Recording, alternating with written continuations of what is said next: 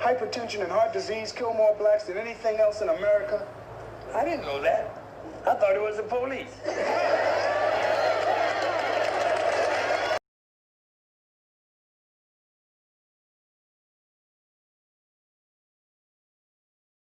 CP speaking because the day after Martin Luther King Jr. was killed by a society that hated him because he was going to change the economic situation in this country, I did an exercise in discrimination with my third grade classroom to let my little third graders, all white, all Christian children, find out how it feels to be something other than white in the United States of America. I split them according to the color of their eyes and treated those who had their own color eyes for the day the way we have traditionally treated blacks, Native Americans, Asians, all those Jews, all those who are different in appearance or in religion. And we learned more that day than I wanted to know. What did that study show you? Oh, it showed me a lot of things. Number one, it showed me that racism is a learned response. Nobody's born a bigot. You have to teach bigotry, and that's what we do in this country.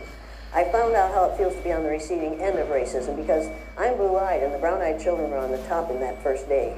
And I found out how it feels to be treated badly by people over whom you have power because of having the wrong color eyes.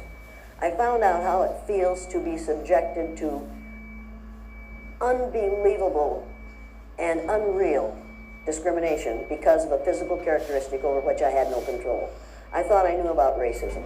I thought I knew about child psychology. I knew nothing. All I knew was what I had learned in school. And what I had learned in school was not education. What I got in school wasn't education.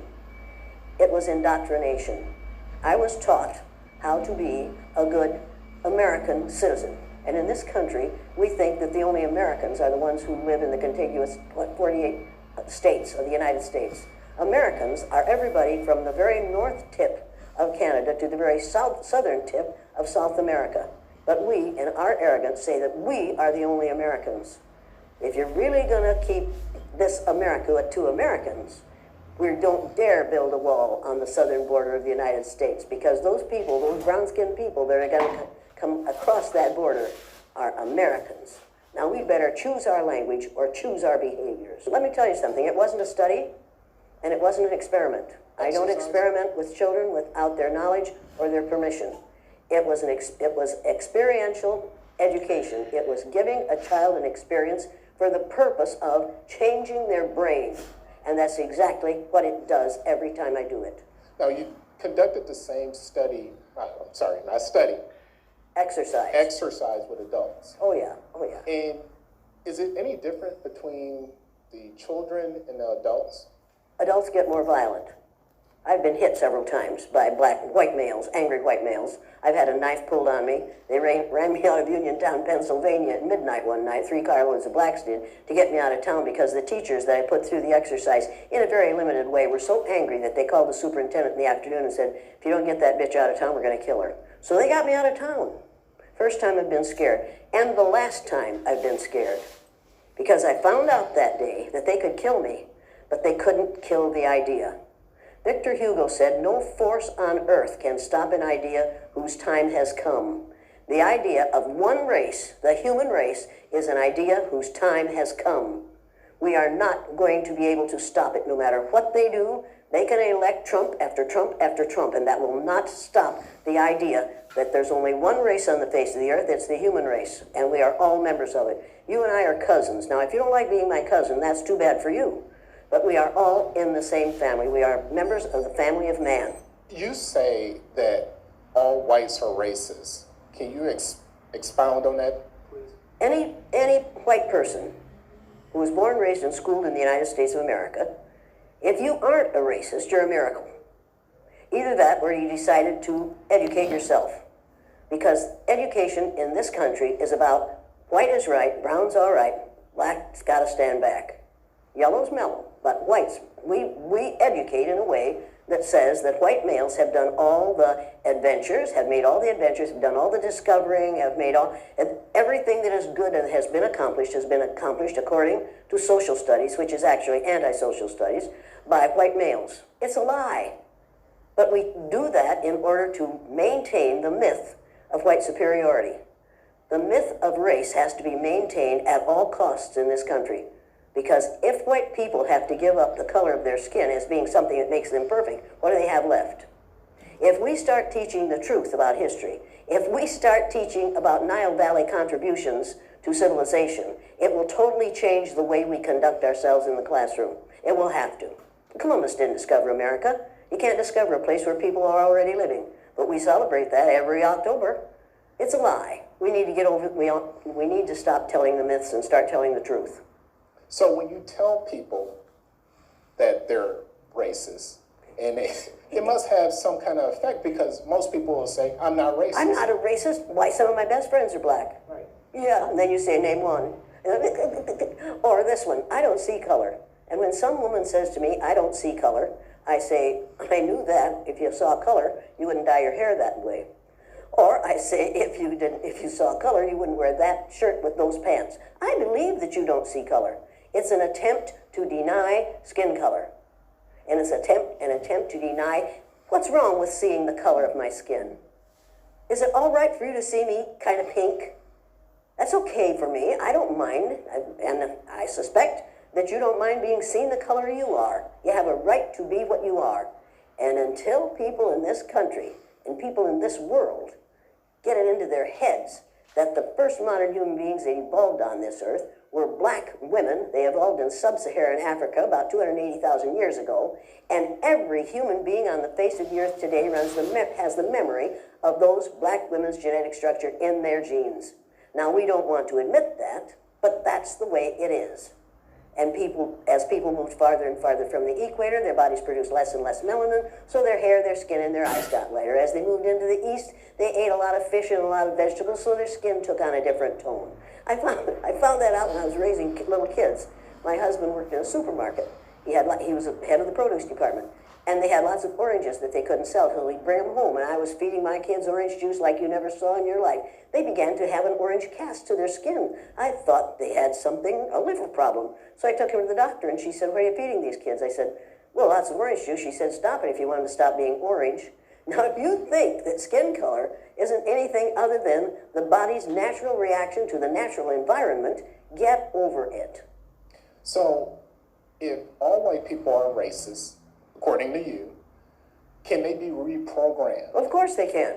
Of course they can. Of course they can be. It's called education. I'm an educator. The word educator comes from the root dus, which means lead, the prefix e, which means out, the suffix ate, which means the act of, and the suffix or, which means one who does. An educator is one who is engaged in the act of leading people out of ignorance. Now, I know you can change them. The second year I did the blue-eyed, brown-eyed exercise in my classroom, it was filmed by the Canadian Broadcasting Corporation. They gave me a copy of that film. I showed it to my father. My father was about 59 years old at the time. He's been a farmer all his life. He raised six kids, lost one, raised six. Watched that film as a 59-year-old man. When it was over, he stood up, and with tears in his eyes, he took his red handkerchief out of the back pocket of his overalls, his bib overalls, and said, I wish somebody had taught me that when I was 9 years old. Nobody had dare say to me, this doesn't work, this is too harsh, this isn't necessary, you can't teach an old dog new tricks because they're wrong. You can teach an old dog new tricks. You can teach people to give up the myth of racism. Somebody taught the Greeks to give up the myth that the sun was a god in a golden chariot that went across the sky every morning. They believed that for hundreds of years. We have believed the myth of 3 or 4 races, different races in this country, for long enough. 572 years or something like that is enough of that. It was a lie to begin with, and it's a lie.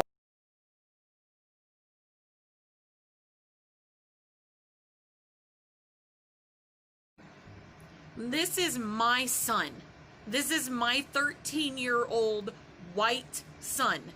Now, you are not going to tell me that I have to worry about my son as much as black mothers have to worry about their sons. You're not gonna tell me that racism does not exist in this country. You are not going to tell me that there is equality. And you're not gonna tell any black mother in the world that she does not have to worry about her kids. What happened to George Floyd was murder. It was murder. Period. And now his mother, who he cried out to, doesn't get to be with her son. So Black Lives Matter. Quit being racist. Quit your shit. Because no mother deserves to go through what that woman just went through. No mother. No matter their color.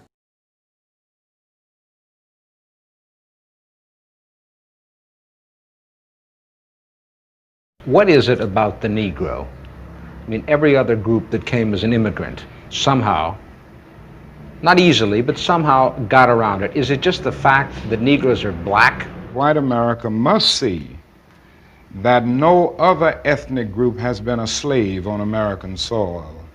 That is one thing that other immigrant groups haven't had to face. The other thing is that the color became a stigma. American society made the Negro's color a stigma. America freed the slaves in 1863 through the Emancipation Proclamation of Abraham Lincoln, but gave the slaves no land or nothing in reality, and as a matter of fact, to get started on. At the same time, America was giving away millions of acres of land in the West and the Midwest, which meant that there was a willingness to give the white peasants from Europe an economic base. And yet it refused to give its black peasants from Africa, who came here involuntarily in chains and had worked free for 244 years, any kind of economic base. And so emancipation for the Negro was really freedom to hunger. It was freedom to the winds and rains of heaven. It was freedom without food to eat or land to cultivate, and therefore it was freedom and famine at the same time. And when white Americans tell the Negro to lift himself by his own bootstraps, they don't look over the legacy of slavery and segregation. I believe we ought to do all we can and seek to lift ourselves by our own bootstraps, but it's a cruel jest to say to a bootless man that he ought to lift himself by his own bootstraps. And many Negroes, by the thousands and millions, have been left bootless as a result of all of these years of oppression and as a result of a society that deliberately made his color a stigma and something worthless and degrading.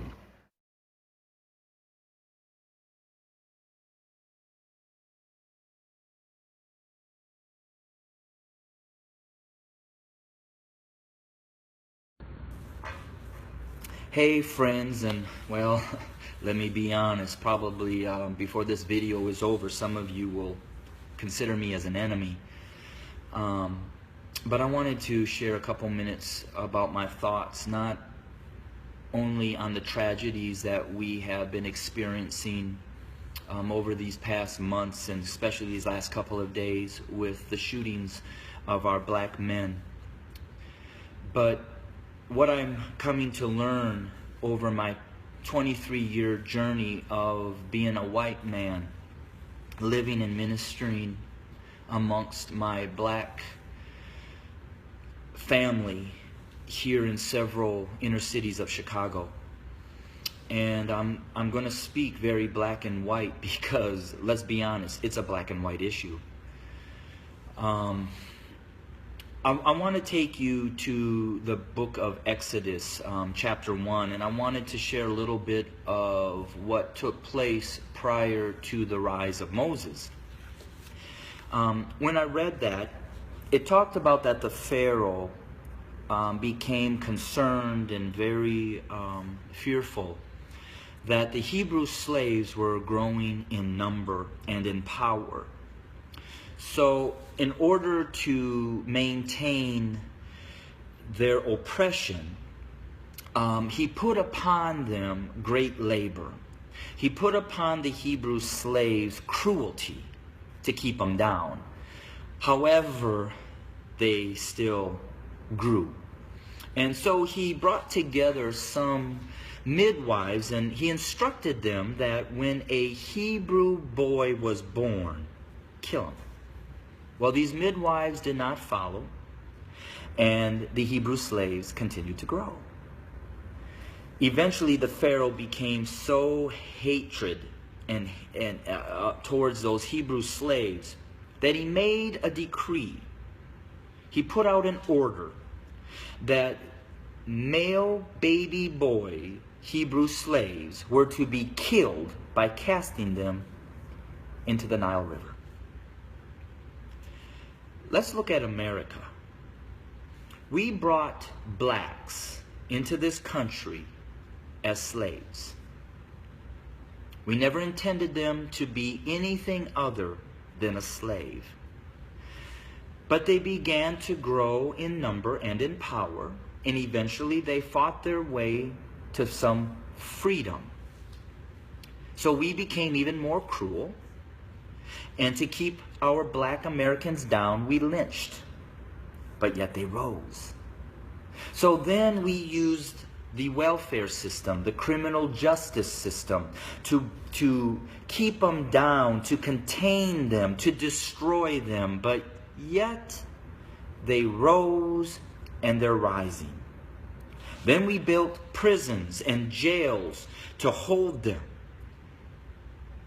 Yet they rose. And so now we are doing exactly what the Pharaoh did at the end, sending out a decree: kill them. So until we admit that when we wrote this Constitution that all men are created equal, that we never intended to include our black brothers and sisters, our nation may end up facing exactly what the Egyptians faced when they refused to let God's people go. So I'm going to say this to my white fellow Americans, that the bloodshed that is on its way is not on the hands of our fellow black Americans, but is on our hands. We are the ones that are refusing to let God's people go.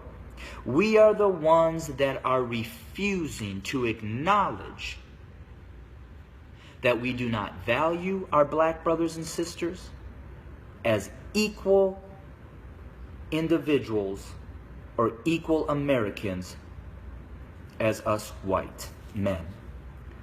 And to my black brothers and sisters, the racial issues, as I've said, have been there from the very foundation. But why do we see it more? Because there's a shifting. See, us white men have been at the head since the foundation. But we've had a black president. And you know, we've done everything in our power to keep him from really changing things. Now we have another minority rising to the top, a white female. What does that say? Those of us who are white men who have been at the head are now starting to see and fear that we are going to become the tail. And we know what we've done to you. And so now we're fearful that you're going to do to us what we have done to you. But I will say this. I've lived in a black community for 23 years. I've never been treated the way that this country has treated my black Americans. So I call out my white Americans to say we better heed, repent, acknowledge, and change. Because if we don't, I just want to again say this: the bloodshed that we will experience is on our hands, not the hands of our fellow black Americans. I welcome your comments. I welcome your feedback. Hit me up on Facebook or go to my webpage at www.studio2911.org. Again, that's studio2911.org. I don't necessarily know the answer, except for us white Americans need to repent, acknowledge the lies that we have taught, acknowledge our value system of equality. It is not here, and it does not include our black brothers and sisters. And we need to change, and we need to change now. Thanks for your time. Bless you.